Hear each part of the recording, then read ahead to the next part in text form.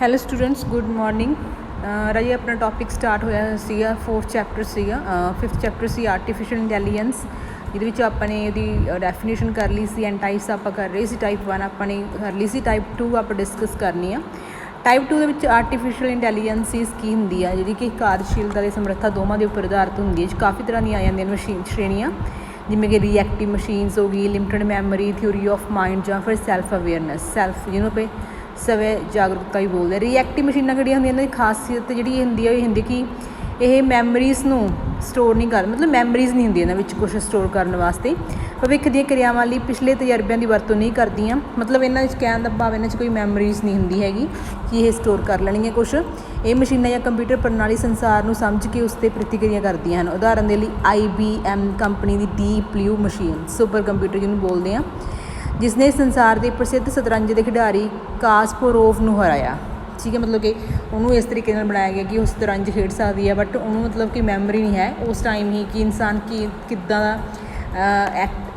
ਦਾ react ਇਨਸਾਨਾਂ ਦੇ according react ਕਰਦੀਆਂ ਨੇ ਉਹ। ਠੀਕ ਹੈ ਜੀ, ਅਤੇ ਇਹ ਇੱਕ ਰਿਐਕਟਿਵ ਮਸ਼ੀਨ ਜਾਂ ਕੰਪਿਊਟਰ ਹੈ ਜੋ ਸ਼ਤਰੰਜ ਬੋਰਡ ਦੇ ਬਲਾਕਸ ਨੂੰ ਦੇਖਦੀ ਹੈ, ਉਸ 'ਤੇ ਪ੍ਰਤੀਕਿਰਿਆ ਦਿੰਦੀ ਹੈ। ਇਹ ਸਿਰਫ ਮੌਜੂਦਾ ਕਾਰਜ ਨੂੰ ਬਿਹਤਰ ਤਰੀਕੇ ਨਾਲ ਪੂਰਾ ਕਰਨ 'ਤੇ ਆਪਣਾ ਧਿਆਨ ਕੇਂਦਰਿਤ ਕਰਦੀ ਹੈ, ਮਤਲਬ ਕਿ ਇਹਦੇ ਵਿੱਚੋਂ ਆਈ ਨਹੀਂ ਹੈ ਕੋਈ ਪੁਰਾਣੀ ਮਤਲਬ ਮੈਮਰੀ ਨੂੰ ਸਟੋਰ ਕਰੂਗੀ ਇਹ।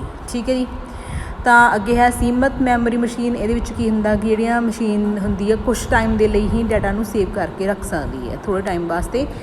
ਉਹ ਇਸ ਡਾਟਾ ਨੂੰ ਇੱਕ ਖਾਸੀਅਤ ਸਮੇਂ ਲਈ ਵਰਤ ਸਕਦੀ ਹੈ, ਪਰੰਤੂ ਇਸ ਨੂੰ ਆਪਣੇ ਤਜਰਬਿਆਂ ਦੀ ਲਾਇਬ੍ਰੇਰੀ ਵਿੱਚ ਜੋੜ ਨਹੀਂ ਸਕਦੀ। ਡਰਾਈਵ ਰਹਿਤ ਕਾਰਾਂ, ਜਿਵੇਂ ਡਰਾਈਵ ਰਹਿਤ ਕਾਰਾਂ ਹੁੰਦੀਆਂ ਨੇ, ਇੱਕ ਚੰਗੀ ਉਦਾਹਰਨ ਹੈ ਇਹਦੀ ਲਿਮਟਿਡ ਮੈਮਰੀ ਮਸ਼ੀਨ ਦੀ। ਇਹਨੂੰ ਜਿਵੇਂ ਕਿ ਗੂਗਲ ਕੰਪਨੀ ਦੀ ਸੈਲਫ ਡਰਾਈਵਿੰਗ ਕਾਰ ਹੋ ਗਈ, ਇਹ ਸੜਕ 'ਤੇ ਚੱਲਣ ਸਮੇਂ ਲਿਮਟਿਡ ਮੈਮਰੀ ਟੈਕਨੋਲੋਜੀ ਦੀ ਵਰਤੋਂ ਕਰਕੇ ਨੇੜਲੀਆਂ ਕਾਰਾਂ ਦੀ ਗਤੀ, ਉਹਨਾਂ ਦੀ ਦੂਰੀ ਅਤੇ ਹੋਰ ਜਾਣਕਾਰੀ ਦੀ ਵਰਤੋਂ ਕਰਦੀ ਹੈ, ਜੋ ਕਿ ਸੜਕ 'ਤੇ ਚੱਲਣ ਵਿੱਚ ਇਸ ਦੀ ਸੈਲਫ ਡਰਾਈਵਿੰਗ ਕਾਰ ਵਿੱਚ ਮਦਦ ਕਰਦੀ ਹੈ। ਅੱਗੇ ਹੈ ਜੀ ਥਿਊਰੀ ਆਫ ਮਾਈਂਡ। ਜਿਹੜੀਆਂ ਇਹ ਮਸ਼ੀਨਾਂ ਨੇ, ਇਸ ਕਿਸਮ ਦੀਆਂ ਮਸ਼ੀਨਾਂ ਜਾਂ ਕੰਪਿਊਟਰ ਪ੍ਰਣਾਲੀ ਵਿੱਚ ਲੋਕਾਂ ਦੀਆਂ ਭਾਵਨਾਵਾਂ, ਵਿਸ਼ਵਾਸ, ਹਾਵ ਭਾਵ ਆਦਿ ਨੂੰ ਸਮਝਣਾ ਅਤੇ ਇਸ 'ਤੇ ਪ੍ਰਤੀਕਰਮ ਦੇਣਾ ਸ਼ਾਮਿਲ ਹੁੰਦਾ ਹੈ। ਇਹ ਉਹ ਮਸ਼ੀਨਾਂ ਨੇ ਜਿਹੜੀਆਂ ਇਨਸਾਨਾਂ ਦੇ ਮਤਲਬ ਭਾਵਨਾਵਾਂ, ਉਹਨਾਂ ਦੀ ਕੀ ਫੀਲਿੰਗਸ ਨੇ, ਖੁਦ ਵਿੱਚ ਉਹਨਾਂ ਦੀ ਫੀਲਿੰਗ ਹੁੰਦੀ ਆ, ਠੀਕ ਆ, ਉਹਨਾਂ ਦੇ ਉੱਪਰ ਮਤਲਬ ਕਿ ਉਹਨਾਂ ਨੂੰ ਸਮਝਦੀ ਆ। ਇਹ ਪ੍ਰਣਾਲੀ ਮਨੁੱਖੀ ਮਨੋਵਿਗਿਆਨ ਨਾਲ ਸੰਬੰਧਿਤ ਹੈ। ਅਤੇ ਇਹਦੇ ਵਿੱਚ ਜਿਵੇਂ ਕਿ ਰੋਬੋਟਸ ਹੋ ਗਏ ਨਾ, ਰੋਬੋਟਸ ਆਪਣੀ ਮੂਵੀ ਦੇਖੀ ਸੀਗੀ ਰਜਨੀਕਾਂਤ ਦੀ, ਜਿਹੜਾ ਰੋਬੋਟ ਆਇਆ ਸੀਗਾ ਉਹ ਵੀ ਦੇਖੋ ਕਾਫੀ ਹੱਦ ਤੱਕ ਭਾਵਨਾਵਾਂ ਸਮਝਦਾ ਸੀਗਾ, ਤਾਂ ਉਹ ਇਹਦੀ ਸਭ ਤੋਂ ਬੈਸਟ ਐਗਜ਼ਾਮਪਲ ਹੋ ਸਕਦੀ ਆ।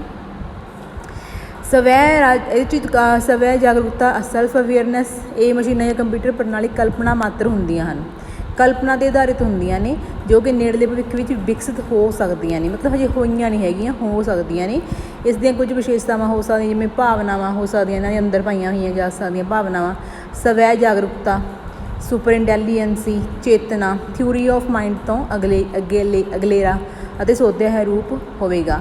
ਜਿਹੜੀ ਮੂਵੀ ਆਈ ਹੈ ਨਾ ਰਜਨੀਕਾਂਤ ਦੀ ਰੋਬੋਟਸ, ਉਹ ਮਤਲਬ ਇਹ ਨਹੀਂ ਹੈ, ਉਹ ਆਪਾਂ ਰੀਅਲ ਲਾਈਫ ਦੇ ਵਿੱਚ ਇੱਦਾਂ ਦਾ ਕੋਈ ਰੋਬੋਟਸ ਅਜੇ ਤੱਕ ਤਿਆਰ ਨਹੀਂ ਹੋਇਆ ਜਿਹਦੀ ਕੋਈ ਫੀਲਿੰਗਸ ਹੋਊਗੀ। ਠੀਕ ਹੈ, ਮਤਲਬ ਉਹ ਪਰ ਭਵਿੱਖ ਦੇ ਵਿੱਚ ਉਹ ਤਾਂ ਮੂਵੀ ਇੱਕ ਤਰ੍ਹਾਂ ਨਾਲ, ਮੂਵੀ ਦੇ ਵਿੱਚ ਕੁਛ ਵੀ ਕਰ ਸਕਦੇ ਆ, ਹੈ ਨਾ, ਰੀਅਲ ਤਾਂ ਹੁੰਦਾ ਨਹੀਂ, ਬਟ ਭਵਿੱਖ ਦੇ ਵਿੱਚ ਮਤਲਬ ਕਾਫੀ ਸੰਭਵ ਹੈਗਾ ਕਿ ਇਹ ਜਿਹੇ ਮਸ਼ੀਨਾਂ ਤਿਆਰ ਕੀਤੀਆਂ ਜਾ ਸਕਦੀਆਂ ਇਹਨਾਂ ਵਿੱਚ ਭਾਵਨਾਵਾਂ ਹੋਣਗੀਆਂ। ਜਿਹੜੀ ਥਿਊਰੀ ਆਫ ਮਾਈਂਡ ਹੈ ਸਿਰਫ ਭਾਵਨਾਵਾਂ ਸਮਝਦੀ ਹੈ, ਭਾਵਨਾਵਾਂ ਨਹੀਂ ਹੁੰਦੀ। ਆਰਟੀਫਿਸ਼ੀਅਲ ਇੰਟੈਲੀਜੈਂਸੀ ਦੀ ਕੀ ਮਹੱਤਤਾ ਗੀ, ਕਾਫੀ ਬਹੁਤ ਵਧੀਆ ਰੋਲ ਅਦਾ ਕਰਦੀ ਹੈ, ਹਰੇਕ ਖੇਤਰ ਵਿੱਚ ਕੰਮ ਆ ਰਹੀ ਹੈ ਇਹ ਟੈਕਨੋਲੋਜੀ। ਬਹੁਤ ਸਾਰੀਆਂ ਥਾਵਾਂ 'ਤੇ ਆਟੋਮੈਟਿਕ ਕੰਪਿਊਟਰ ਪ੍ਰਣਾਲੀ ਨੇ ਮਨੁੱਖ ਦੀ ਥਾਂ ਲੈ ਲਈ, ਆਟੋਮੈਟਿਕ ਕੰਮ ਹੋ ਰਿਹਾ ਗਾ। ਠੀਕ ਆ, ਅਤੇ ਮਨੁੱਖ ਤੋਂ ਕੰਮ ਦਾ ਬੋਝ ਘੱਟ ਗਿਆ। AI ਇਹ ਧਾਰਨਾ ਵਿਕਸਿਤ ਕਰਦੀ ਹੈ ਅਸੀਂ ਔਖੇ ਕੰਮਾਂ ਨੂੰ ਸੌਖਿਆਂ ਟੀਚਿਆਂ ਨੂੰ ਆਸਾਨੀ ਨਾਲ ਪ੍ਰਾਪਤ ਕਰ ਸਕਦੇ ਹਾਂ। ਹੋਰ ਕੀ ਇਹਦੇ ਮਤਲਬ ਕਿ ਲਾਭ ਨੇ, ਇੰਪੋਰਟੈਂਸ ਨੇ। ਗੇਮ ਪਲੇ ਕਰਨਾ ਚਾਹੁੰਦੇ ਤੁਸੀਂ, ਆਰਟੀਫਿਸ਼ੀਅਲ ਇੰਟੈਲੀਜੈਂਸ ਨਾਲ ਇਹ ਜਿਹੇ ਗੇਮਸ ਤਿਆਰ ਕੀਤੀਆਂ ਜਾਂਦੀਆਂ ਨੇ ਜਿਨ੍ਹਾਂ ਨੂੰ ਤੁਸੀਂ ਕੀ ਕਰ ਸਕਦੇ ਹੋ, ਜਿਨ੍ਹਾਂ ਨਾਲ ਤੁਸੀਂ ਖੇਡ ਸਕਦੇ ਹੋ, ਜਿਵੇਂ ਕਿ ਪੋਕਰ ਹੋ ਗਈ, ਟਿਕ ਟੈਕ ਟੋ ਹੋ ਗਈ ਆ। ਠੀਕ ਆ, ਤਾਂ ਇਹੋ ਜਿਹੀਆਂ ਮਸ਼ੀਨਾਂ ਤਿਆਰ ਹੋਈਆਂ ਨੇ ਜਿਹੜੀਆਂ ਕਿ ਇਨਸਾਨਾਂ ਨਾਲ ਖੇਡਦੀਆਂ ਨੇ। ਜਿਵੇਂ ਕਿ ਹੁਣ ਉਹ IBM ਦੀ ਹੋ ਗਈ ਸੀਗੀ ਡੀਪ ਬਲੂ ਮਸ਼ੀਨ, ਜਿਹਨੇ ਸ਼ਤਰੰਜ ਦਾ ਖਿਡਾਰੀ ਸੀ ਜਿਹੜਾ ਪ੍ਰਸਿੱਧ ਖਿਡਾਰੀ ਨੂੰ, ਉਹਨੂੰ ਚੈਂਪੀਅਨ ਨੂੰ ਹਰਾਇਆ ਸੀਗਾ, ਮਤਲਬ ਖੇਡਦੀਆਂ ਨਾਲ ਇਨਸਾਨਾਂ ਦੀ।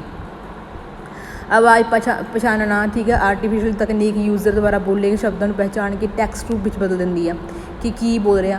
ਆਪਾਂ ਨੇ ਦੇਖਿਆ ਨਾ ਕਾਫੀ ਹੱਦ ਤੱਕ ਇਹ ਜਿਹੀਆਂ ਮਸ਼ੀਨਸ, ਦੇਖੋ ਕਈ ਵਾਰ ਕੀ ਹੁੰਦਾ, ਦੋ ਇਨਸਾਨ ਨੇ ਅਲੱਗ-ਅਲੱਗ ਲੈਂਗੁਏਜ ਬੋਲਦੇ, ਕੋਈ ਪੰਜਾਬੀ ਬੋਲਦਾ, ਕੋਈ ਇੰਗਲਿਸ਼, ਤਾਂ ਮਤਲਬ ਟਰਾਂਸਲੇਟ ਕਰਨਾ, ਹੈ ਨਾ, ਉਹਦੀ ਮਤਲਬ ਕਿ ਲੈਂਗੁਏਜ ਨੂੰ ਟਰਾਂਸਲੇਟ ਕਰਕੇ ਟੈਕਸਟ ਵਿੱਚ ਚੇਂਜ ਕਰਕੇ ਦੂਸਰੇ ਬੰਦੇ ਨੂੰ ਸਮਝਾਉਣਾ। ਠੀਕ ਹੈ, ਜਾਂ ਉਦਾਹਰਨ ਦੇ ਤੌਰ 'ਤੇ ਗੂਗਲ ਨਹੀਂ ਹੈਗਾ, ਗੂਗਲ ਜੋ ਕਿ ਸਾਨੂੰ ਮੋਬਾਇਲ 'ਤੇ ਜਾਂ ਕੰਪਿਊਟਰ 'ਤੇ ਬੋਲਣ ਲਈ ਕਹਿੰਦੇ ਹਨ। ਗੂਗਲ ਦੇ ਉੱਪਰ ਤੁਸੀਂ ਸਰਚ ਇੰਜਨ 'ਤੇ ਜਾ ਕੇ ਸਰਚ ਕਰਕੇ, ਜੇ ਸਰਚ ਦੀ ਆਪਸ਼ਨ ਹੁੰਦੀ ਹੈ, ਇੱਕ ਮਾਈਕਰੋਫੋਨ ਦੀ ਆਪਸ਼ਨ ਹੁੰਦੀ ਆ, ਉਹਦੇ ਉੱਪਰ ਕਲਿੱਕ ਕਰਕੇ ਤੁਸੀਂ ਨਾ ਮਤਲਬ ਕਿ ਜ਼ਰੂਰੀ ਨਹੀਂ ਕਿ ਲਿਖ ਕੇ ਹੀ ਸਰਚ ਕਰਨਾ, ਤੁਸੀਂ ਬੋਲ ਕੇ ਵੀ ਸਰਚ ਕਰ ਸਕਦੇ ਹੋ।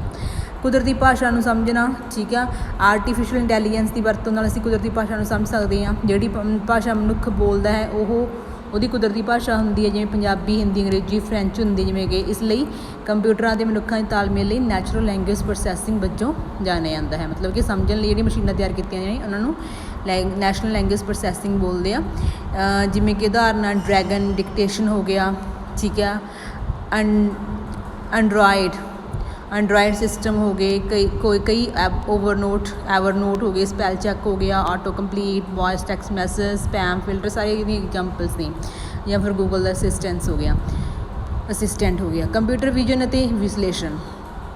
ਕੰਪਿਊਟਰ ਵਿਜ਼ਨ ਵਿੱਚ ਆਰਟੀਫਿਸ਼ੀਅਲ ਇੰਟੈਲੀਜੈਂਸ ਦੀ ਇੱਕ ਮਹੱਤਵਪੂਰਨ ਭੂਮਿਕਾ ਹੈ। ਕੰਪਿਊਟਰ ਵਿਜ਼ਨ 3D ਅਸਲ ਸੰਸਾਰ ਦੀ ਜਾਣਕਾਰੀ ਨੂੰ 3D ਡਿਮੈਂਸ਼ਨਲ ਬਹੁਤ ਹੀ ਸੌਖੇ ਢੰਗ ਵਿੱਚ ਸਮਝਣ ਲਈ ਰੂਪ ਦੇ ਯੋਗ ਬਣਾਉਂਦਾ ਹੈ। ਕੰਪਿਊਟਰ ਵਿਜ਼ਨ ਅਤੇ ਵਿਸ਼ਲੇਸ਼ਣ ਦਾ ਮਤਲਬ ਇਹੀ ਹੈ ਕਿ ਕੰਪਿਊਟਰ ਨਾਲ ਤੁਸੀਂ ਮਤਲਬ ਇਹ ਚੀਜ਼ਾਂ ਬਣਾ ਸਕਦੇ ਜਿਹੜੇ ਦੇਖਣ 'ਚ ਰੀਅਲ ਲੱਗਦੀਆਂ ਨੇ। 3D ਲਾਈਕ 3D ਯੂਜ਼ ਕਰਕੇ ਨਾ ਮਤਲਬ ਜਿਹੜੇ ਕਾਲਪਨਿਕ ਚੀਜ਼ਾਂ ਹੁੰਦੀਆਂ ਨੇ ਉਹਨੂੰ ਤੁਸੀਂ ਐਜ਼ ਏ ਰੀਅਲ ਰੀਪ੍ਰਜੈਂਟ ਕਰ ਸਕਦੇ ਕਿ ਇਨਸਾਨਾਂ ਨੂੰ ਇਹ ਲੱਗਦਾ ਕਿ ਇਹ ਰਿਐਲਿਟੀ ਵਿੱਚ ਚੀਜ਼ਾਂ ਨੇ, ਠੀਕ ਹੈ। ਤਾਂ ਉੱਥੇ ਵੀ ਇਹਦੀ ਬਹੁਤ ਸਾਰੀ ਵਰਤੋਂ ਕੀਤੀ ਜਾਂਦੀ ਆ। ਅੱਗੇ ਕਿੱਥੇ ਵਰਤਿਆ ਜਾਂਦਾ ਗਾ ਉਹ ਆਪਾਂ ਨੈਕਸਟ ਵੀਡੀਓ ਵਿੱਚ ਕਰਾਂਗੇ। ਆਰਟੀਫਿਸ਼ੀਅਲ ਇੰਟੈਲੀਜੈਂਸ ਦੀ ਵਰਤੋਂ ਕਿੱਥੇ ਕਿਹੜੇ ਖੇਤਰਾਂ ਵਿੱਚ ਹੁੰਦੀ ਆ, ਨੈਕਸਟ ਵੀਡੀਓ ਵਿੱਚ ਡਿਸਕਸ ਕਰਾਂਗੇ। Thank you so much.